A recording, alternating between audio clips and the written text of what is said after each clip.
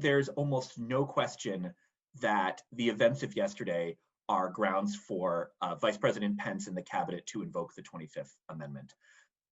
It seems quite evident from yesterday's events that the president is unfit to remain as president and is not faithfully discharging his abilities. And protecting the members of Congress with force, if necessary, seems like the most basic function of the president.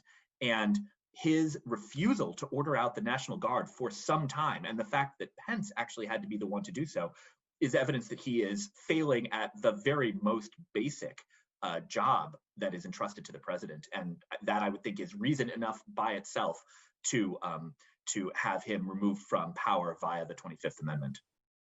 Invoking the 25th Amendment in this case would require action by Vice President Pence as an initial step, and then it would require support from the members of Trump's cabinet. That's part of the reason why it's such an extraordinary remedy. Usually we think of the vice president and the members of the cabinet as people who will be very loyal to the president. Indeed, here, I think it's unlikely that the 25th Amendment will be invoked. I think it's unlikely that Vice President Pence would take such a step, but it certainly seems warranted. The 25th Amendment is a mechanism that is meant to be invoked sort of in the minute, very quickly, when for some reason the president is incapacitated or otherwise unable or unfit to discharge the obligations of his office.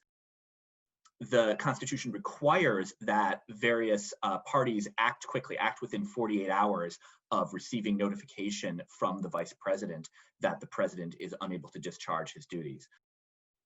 So if the 25th Amendment is invoked, the president isn't sort of removed from office as a formal legal matter, nor is he removed from the White House as a physical matter. He continues to be the president.